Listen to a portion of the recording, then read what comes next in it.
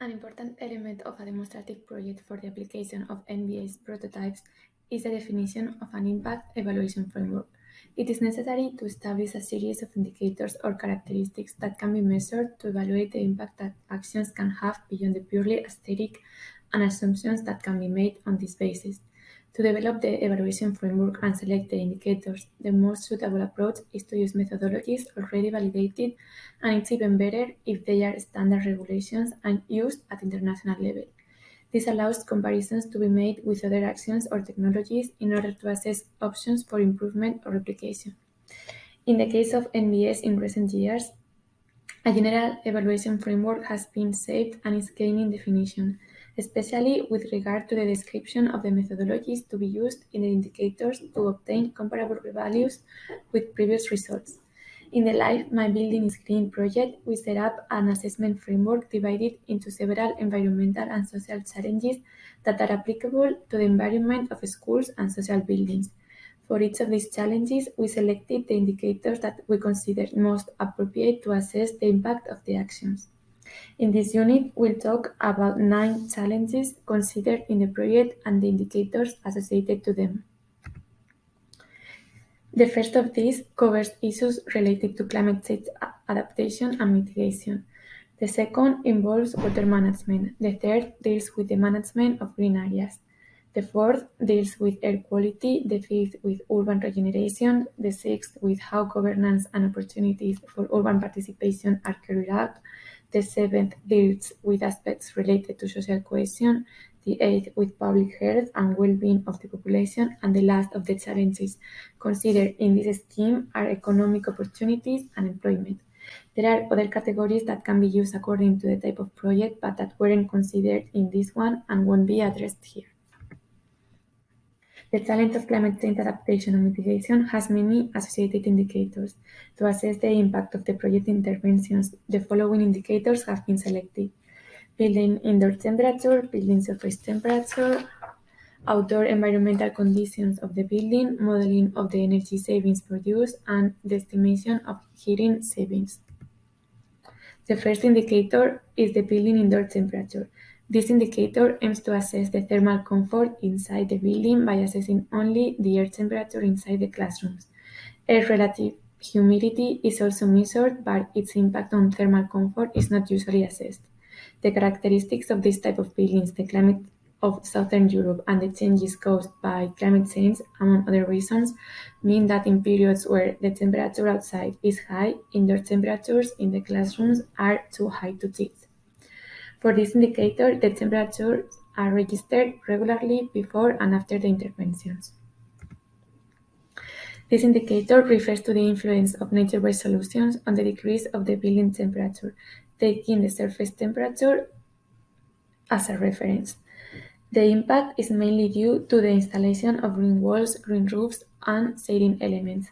A thermographic camera is used to measure the superficial temperature of the building, taking thermal images of the building envelope. In addition to the thermal images, ambient and superficial temperature sensors are installed in some of the walls and roofs of the building, and in the interior of some spaces, to identify the thermal behavior of the envelope and its influence in the classrooms once the NBS are installed. Moreover, the temperature difference derived from the variations of the same technique can be established to find the optimal design of the used prototypes. This indicator, or the information obtained through the indicator, has a double purpose. First, to have a reference about the weather conditions surrounding the building. This information can be used as a reference to understand the changes produced in the interior of the classrooms or the building. Second, it can be used to assess the changes in the exterior conditions of the building.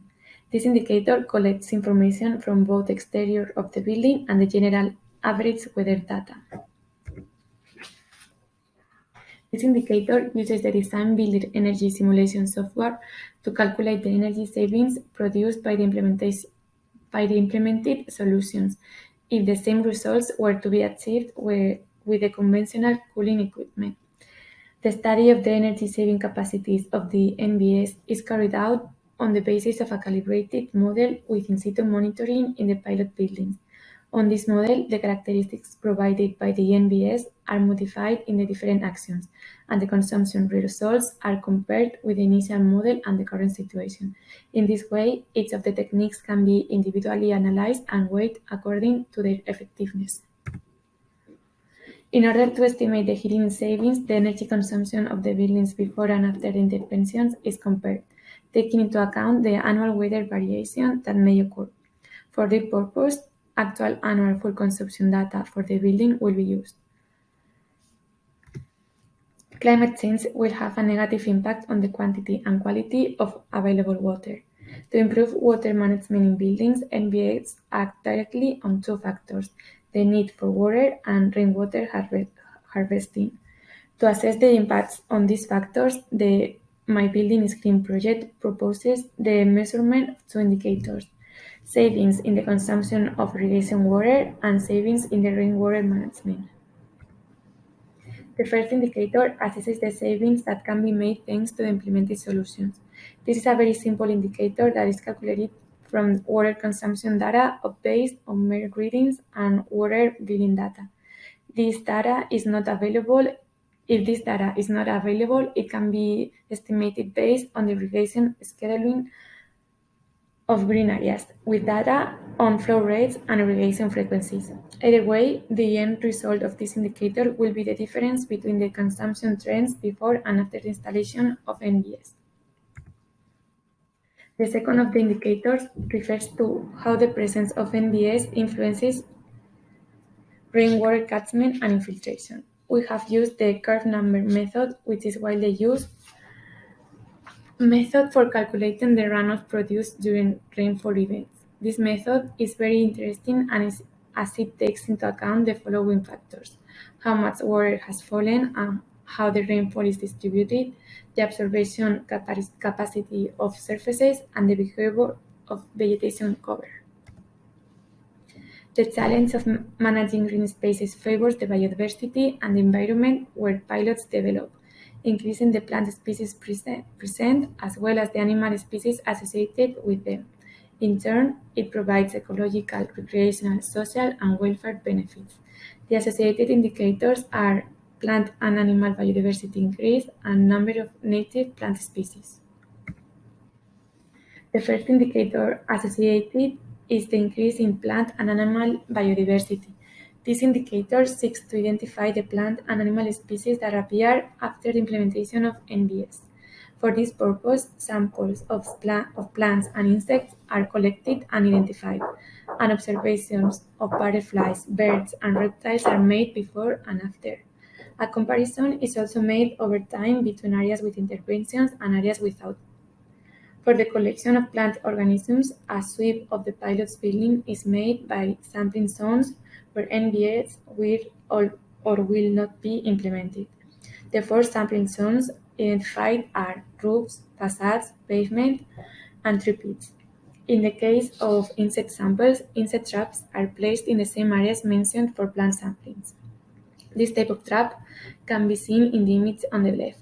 The traps are left for 3 days and then samples are collected in 70% alcohol and identified by expert entomologists. Several replicates are made in each sample area. The image of the right shows all the sampling stations with their associated code for Gabriela Mistral School. Samplings of both plants and insects and observations of butterflies, birds, and reptiles are carried out prior and after to the implementation of the nature-based solutions. The number of native plant species is an indicator that complements the one discussed in the previous slide. It assesses the impacts of the nature-based solutions implemented on the number and promotion of native plant species. On the other hand, in the selection of plant species, it has been taken into account that the plants to be cultivated should be native whenever possible.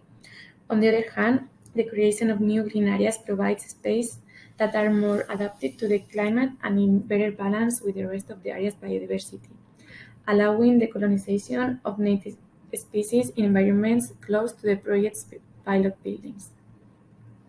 To obtain the values for these indicators, we simply mark the native species found in the identification of the samples collected. In addition, native species are also taken into account in the selection of cultivated plants on the roofs, facades, and tree pits.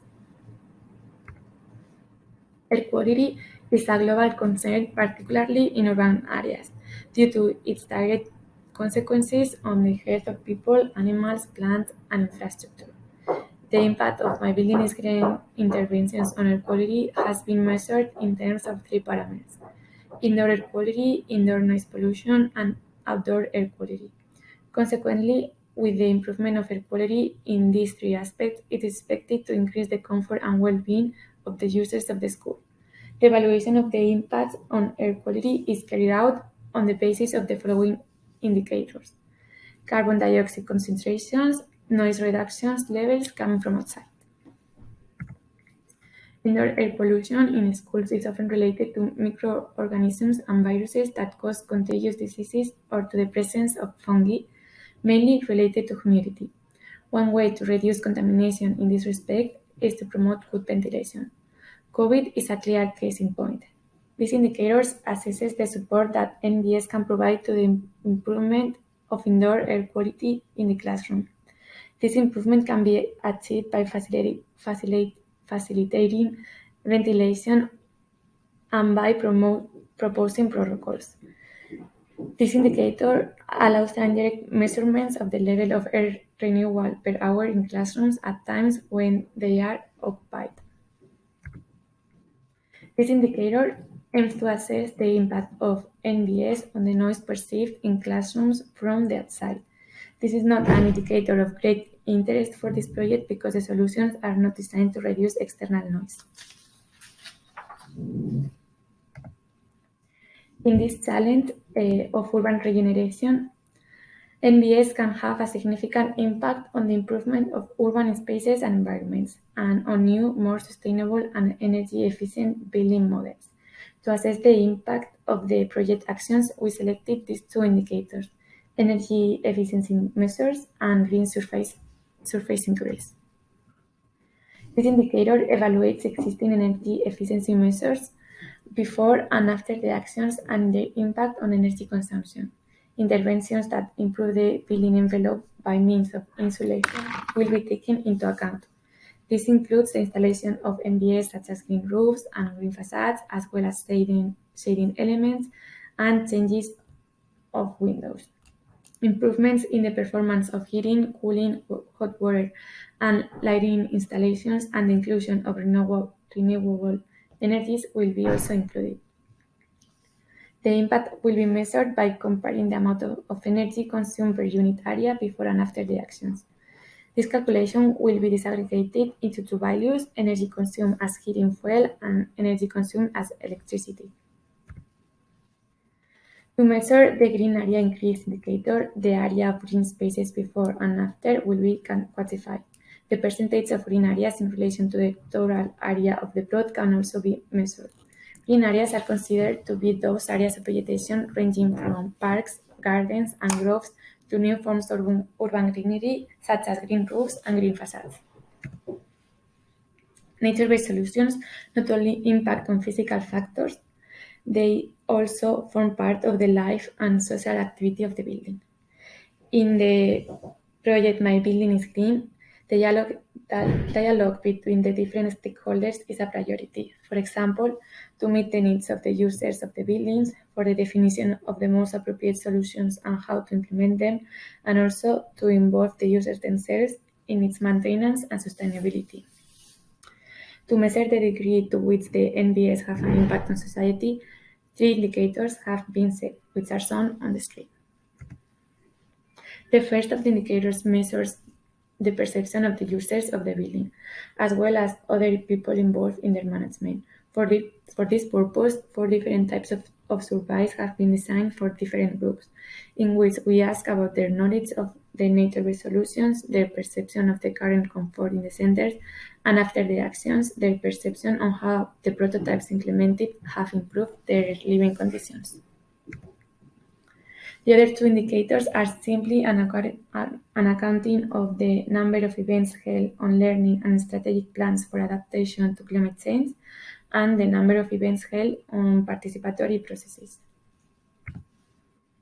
The project has to develop activities that support social cohesion in the environments where the pilots take place. It is important that the design of the actions, their implementation, and the consultations of the agents involved are carried out in a way that includes all the people involved in terms of age, gender, culture, and income. With this challenge, the following indicators have been selected: the number of agreements and disagreements. This indicator measures the number of agreements reached by project partners on the promotion of NBS as an adaptation measure. It will be assessed on the number of interactions carried out, and a limit of agreements will be established as a target value. The impact will be measured by the percentage of agreements on the target achieved. The relationship with nature can provide benefits for people in terms of health and well-being. Therefore, the implementation of NBS in the pilot buildings will directly affect a very vulnerable sector of the population, such as the school population. Within this challenge, this indicator will be measured: the reduction of the number of absence and leaves of students and teachers. The number of absence due to illness or discomfort before and after interventions will be assessed to establish the impact of intervention on comfort and health in the school spaces. It could be explored whether any direct correlations can be made when presenting the findings. NBS have the potential to contribute to economic opportunities and green jobs development. Their economic valuation can provide a justification for introducing NBS in cities. Therefore, the following indicators have been considered in this challenge: number of jobs created, creation of new capabilities, and reduction of work absenteeism among school staff. This indicator is used to calculate the direct and indirect jobs created in the project. The companies awarded the work in the schools will be consulted on the numbers of jobs that have created for the execution of the works.